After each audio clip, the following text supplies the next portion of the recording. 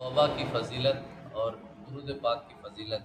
کہ درود پاک جو بندہ کثرت سے حضور صلی اللہ علیہ وسلم پر درود پاک پڑھتا ہے اس کو کتنا فائدہ میسر آتا ہے. مرنے سے پہلے زندگی میں تو فائدہ ہوتا ہی ہوتا ہے اور مرنے کے بعد بھی اس کو فائدہ حاصل ہوتا ہے. جناب محمد بن المنکدر رحمۃ اللہ تعالی علیہ اپنے باپ سے روایت کرتے ہیں، یعنی جو یہ واقعہ بیان کر رہے ہیں وہ کوئی ایک بیٹا بیان کر رہا ہے جن کا نام محمد بن المنکدر ہے اور وہ اپنے باپ کے بارے میں واقعہ بیان کر رہے ہیں. روایت کرتے ہیں کہ حضرت سفیان ثوری رحمۃ اللہ تعالی علیہ نے طواف کعبہ کرتے ہوئے ایک ایسے جوان کو دیکھا جو قدم قدم پر درود شریف پڑھ رہا تھا. سفیان ثوری کہتے ہیں کہ میں نے کہا اے جوان، تم تسبیح و تحلیل چھوڑ کر صرف درود شریف پڑھ رہے ہو.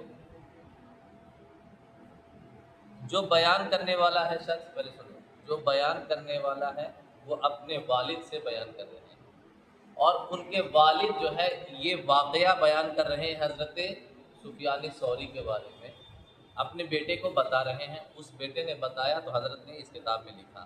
کیا تھا واقعہ؟ کہ ایک شخص جو ہے وہ حج کرنے کے لیے گیا ہے اور حج کے دوران ہر ایک چیز کی الگ الگ دعا ہے. طواف کرتے وقت الگ دعا پڑھی جاتی ہے، صحیح کرتے وقت الگ دعا پڑھی جاتی ہے.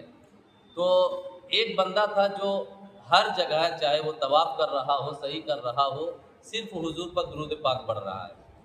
سفیان ثوری کہتے ہیں میں نے کہا اے جوان، تم تسبیح و تحلیل چھوڑ کر، یعنی وہ جو دعائیں ہیں اس دعا کو چھوڑ کر صرف درود شریف ہی پڑھ رہے ہو، کیا اس کی کوئی خاص وجہ ہے؟ جوان نے پوچھا آپ کون ہیں؟ آپ ہم سے پوچھ رہے ہیں، آپ اپنا عمل کیجئے، ہم سے کیوں پوچھ رہے ہیں آپ کون ہیں؟ تو حضرت نے کہا میں نے جواب دیا کہ میں سفیان ثوری ہوں. تو ان کا چرچا بہت دور تک پھیلا ہوا تھا. تو وہ جوان کہتا ہے، اس نے کہا اگر آپ کا شمار اللہ تبارک و تعالیٰ کے نیک بندوں میں نہ ہوتا تو میں کبھی بھی آپ کو یہ راز نہ بتاتا.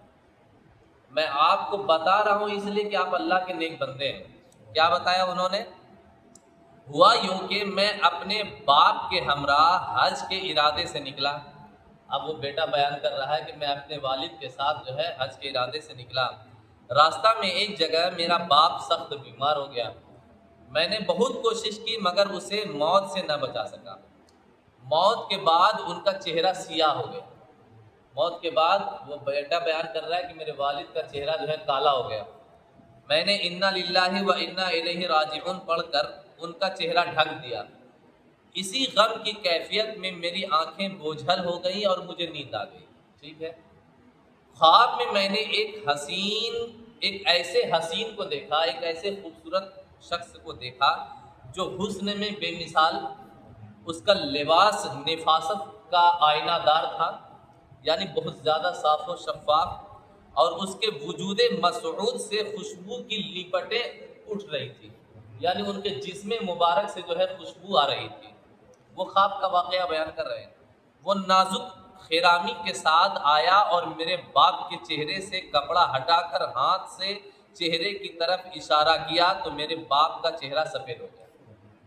وہ کیا بیان کر رہے ہیں؟ میں نے خواب دیکھا کہ ایک حسین و جمیل اور نہایت ہی صاف ستھرا شخص اور ایسا شخص تھا جس کے جسم سے خوشبو نکل رہی تھی.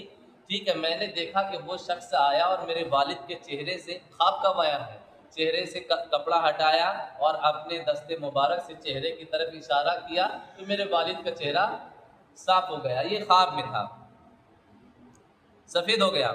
جب وہ واپس تشریف لے کے جانے لگے، اب بیٹا بیان کر، جب وہ واپس جانے لگے تو میں نے دامن تھام کر عرض کی اللہ تعالیٰ نے آپ کے طفیل اس غریب الوطنی میں میرے باپ کی آبرو رکھ لی.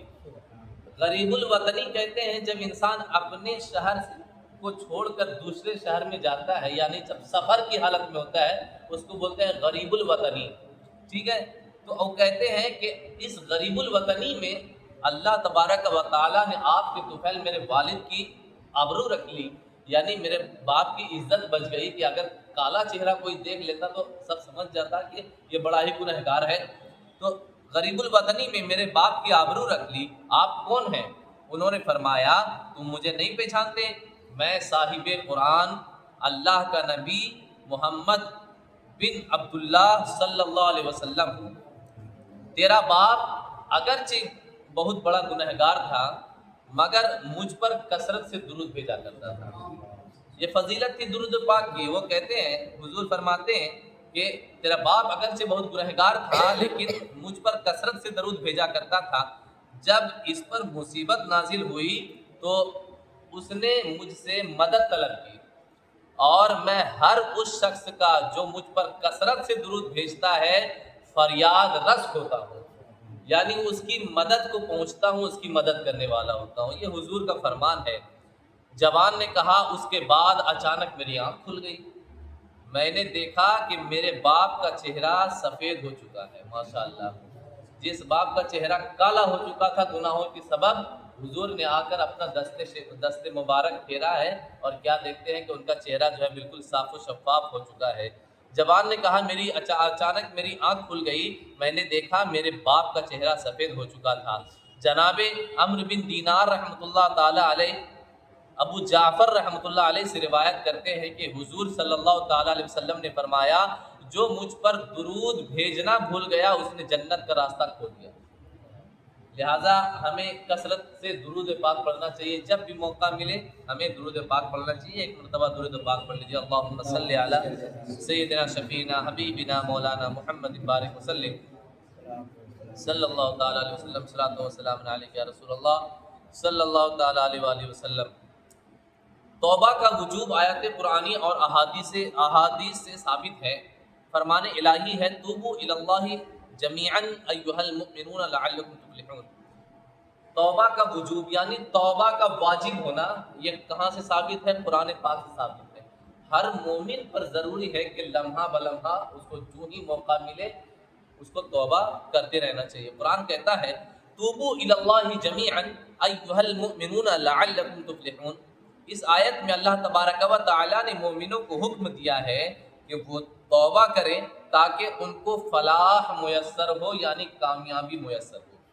اور سب سے بڑی کامیابی کیا ہے؟ کہ قیامت کے دن اللہ پاک ہمارے گناہوں کو بخش دے، یہی سب سے بڑی کامیابی ہے۔ اور اس کامیابی کے لیے شرط کیا بتائی؟ کہ مومنوں کو چاہیے کہ وہ اللہ پاک کی طرف رجوع کرے، یعنی توبہ کرے ہر ایک گناہ سے، تمام گناہوں سے، تاکہ وہ کامیاب ہو۔ دوسری آیت میں ہے، یا ایھا الذین آمنوا توبوا الی اللہ توبۃ نصوحا۔ لفظ نصوح نصح سے ماخوذ ہے، نصح سے ماخوذ ہے، جس کا معنی ہے خالصتاً، اللہ کے لیے توبہ کرنا جو تمام عیوب سے پاک ہو۔ یعنی ایسی توبہ کرو جس میں کوئی نقص نہ ہو، جس میں دل میں کسی طریقے کا خدشہ نہ ہو کہ ہو سکتا ہے کہیں بعد میں پھر جو ہے گناہ نہ کر لیں۔ نہیں، ایک دم دل میں عزم مصمم اور پختہ ارادہ لے کر کے ایک دم جو ہے توبہ کرو، اس کو توبۃ نصوحا اور خالص اللہ کے لیے، کہ اب میں اللہ کے لیے توبہ کرتا ہوں کہ اب میں کسی گناہ کی طرف نہیں بڑھوں گا۔ توبہ کی فضیلت اللہ تبارک و تعالیٰ کے اس فرمان سے ثابت ہوتی ہے، ان اللہ یحب التوابین و یحب المتطہرین، کہ بے شک اللہ تبارک و تعالیٰ توبہ کرنے والوں اور پاک صاف رہنے والوں کو محبوب رکھتا ہے، یعنی پسند فرماتا ہے۔ فرمان نبی صلی اللہ تعالیٰ علیہ وسلم ہے، توبہ کرنے والا اللہ کا دوست ہے، اور توبہ کرنے والا اس انسان کی طرح ہے جس نے کوئی گناہ ہی نہ کیا۔ کہ جب کوئی بندہ سچے دل سے توبہ کر لیتا ہے تو اللہ پاک اس کے تمام گناہوں کو بخش دیتا ہے، مٹا دیتا ہے۔ وہ بندہ گویا کہ ویسا ہی ہو جاتا ہے جس طرح ایک ماں نے اپنے بچے کو آج جنا ہو، وہ بالکل گنہگار ہے، ہر گناہوں سے صاف و شفاف۔ توبہ کرنے والا شخص اسی بچے کی طرح ہو جاتا ہے۔ فرمان نبی ہے کہ رحمت خداوندی کو اس انسان کی توبہ سے زیادہ مسرت ہوتی ہے جو ہلاکت خیز زمین میں اپنی سواری پر کھانے پینے کا سامان لادے سفر کر رہا ہو اور وہاں آرام کی غرض سے رک جائے۔ یہاں پر جو ہے کیا اس کو بولتے ہیں، حضور ایک مثال دے رہے ہیں۔ کس کی مثال؟ کہ ایک شخص جو ہے لمبے سفر پر نکلا، اونٹنی لے کر کے، اور اس نے اونٹنی پر اپنا ساز و سامان لادے رکھا ہے کھانے پینے کا، اور لمبے سفر پر نکلا ہے۔ سفر پر نکلا، ایک ایسے ریگستان میں پہنچ گیا جہاں پر جو ہے نہ پانی کا کوئی انتظام ہے نہ کوئی کھانے کا انتظام ہے، اور بڑے لمبی چوڑی جو ہے زمین ہے، دور دور تک کوئی جو ہے وہ گھر دوار یا کنواں وغیرہ دکھ نہیں رہا ہے۔ وہ شخص جو ہے سفر پر نکلا اور بیچ میدان میں جا کر اس کو آرام کی خواہش ہوئی، تو اس نے کیا کیا، تھوڑا دیر کے لیے بستر بچھایا اور آرام کرنے لگا۔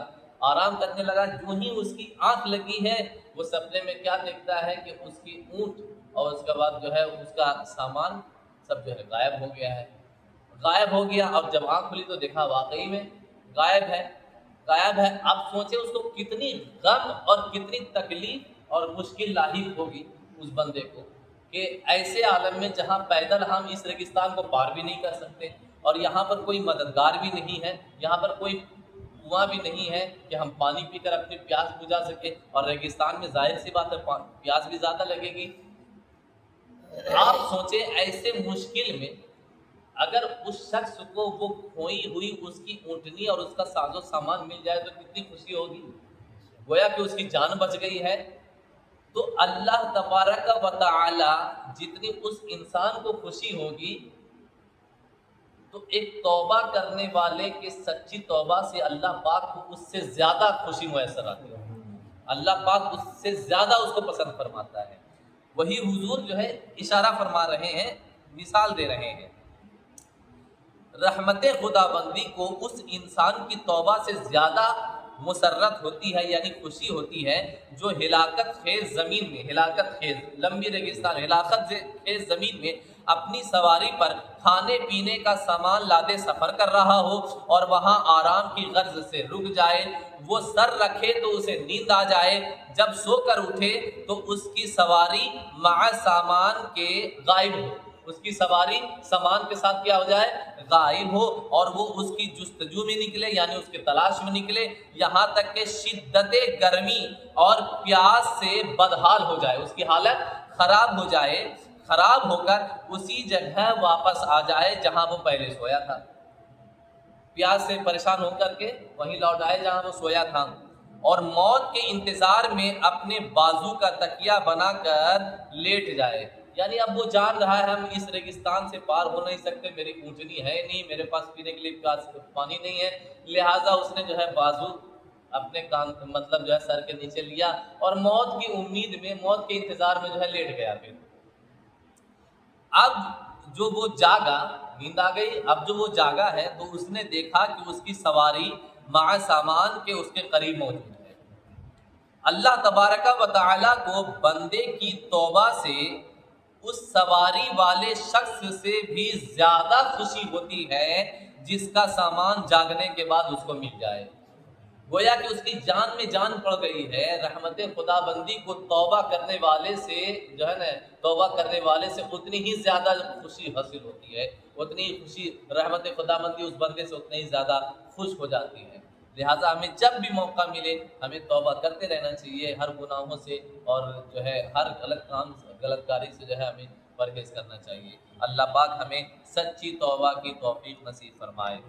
بسم اللہ الرحمن الرحیم، صلی اللہ علیہ نبی الامی وآلہ صلی اللہ تعالی علیہ وسلم، والصلاۃ والسلام علیک یا رسول اللہ صلی اللہ تعالی علیہ وآلہ وسلم۔ اللہم ربنا آتنا فی الدنیا حسنۃ وفی الآخرۃ حسنۃ وقنا عذاب النار۔ اللہم اغفر لی ولوالدی وللمؤمنین یوم یقوم الحساب۔ سبحان ربک رب العزۃ عما یصفون وسلام علی المرسلین والحمد للہ رب العالمین بحق لا الہ الا اللہ محمد